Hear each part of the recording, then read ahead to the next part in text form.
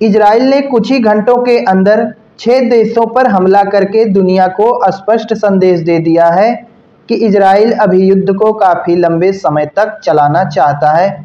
Israel ने अपनी मंशा स्पष्ट कर दी कि इजराइल अभी जो है युद्ध इतने आसानी से रोकने वाला है नहीं, वह अभी युद्ध को और आगे तक ले जाएगा।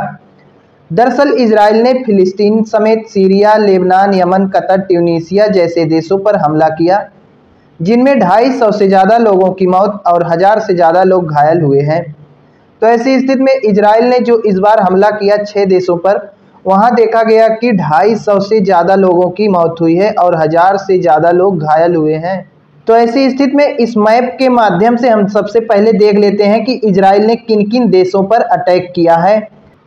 तो ऐसी स्थिति में हमें पता चलता है कि इजराइल ने कतर पर हमला किया, कतर की स्थिति यहाँ पर है। यमन पर हमला किया है इजराइल ने सीरिया पर हमला किया, लेबनान पर हमला किया और यहाँ पर जो है गाजा पट्टी में हमला तो चल ही रहा है उसका। और यहाँ एक अफ्रीका महाद्वीप में देश स्थित है ट्यूनीसिया। इन 6 देशों पर जो है इजराइल ने अटैक किया है, जहाँ पर 250 से ज़्यादा लोगों की मौत, 1000 से ज़्यादा लोग घायल हैं। इजराइल ने Lebanon, Syria, Qatar, Yemen, Gaza पट्टी और ट्यूनीसिया 6 देशों में हमला किया। हालांकि इजराइल का कहना है कि वह इन देशों में आतंकी ठिकानों को निशाना बना रहा है, लेकिन इजराइल भले ही यह बात कह रहा है, परंतु इस प्रकार के हमले बता रहे हैं कि इजराइल का मकसद कुछ ज़्यादा ही बड़ा है। इजराइल तो कह रहा है कि हम आतंकी ठिकानों को नष्ट कर रहे हैं, लेकिन इस प्रकार से 6 देश में एक साथ हमला करना, इससे स्पष्ट होता है इजराइल का मकसद। इजराइल का मकसद यह स्पष्ट होता है कि उसका मकसद कुछ ज़्यादा ही बड़ा है।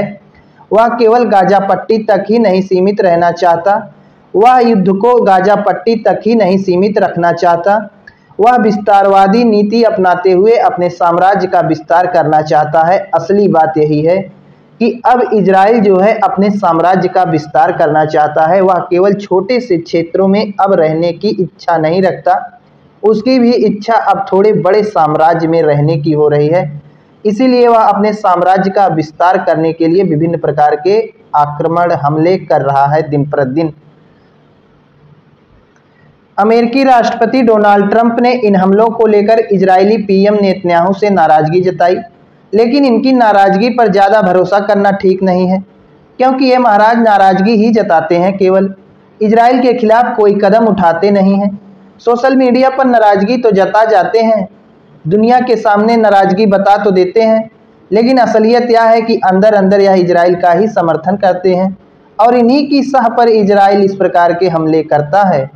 इजराइल के पास इतनी हिम्मत नहीं है कि वह एक साथ 6 देशों पर हमला करे, लेकिन अमेरिका की पूरी तरह उसे सह प्राप्त है। उसे पता है कि अगर हमें कोई दिक्कत होगी तो बाद में चल के अमेरिका का डोनाल्ड ट्रंप आकर समस्या सुलझाएगा। तो इसी से जो है इजरायली पीएम नेतन्याहू की मनोकांक्षा दिन प्रतिदिन बढ़ती जा रही है, उनका मनोबल बढ़ता जा रहा है और लगातार इस प्रकार के हमले करते जा रहे हैं। अगर अमेरिका आज हाथ हटा ले तो शायद इस प्रकार के हमले दोबारा नहीं हो।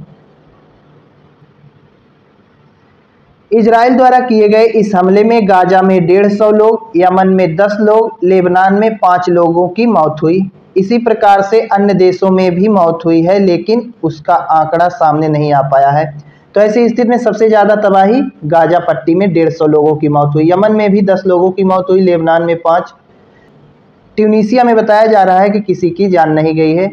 तो ऐसी स्थिति में इजराइल द्वारा लगातार किए जा रहे इन हमलों पर आपकी क्या राय है? आप अपना विचार जरूर कमेंट बॉक्स में देकर जाएं।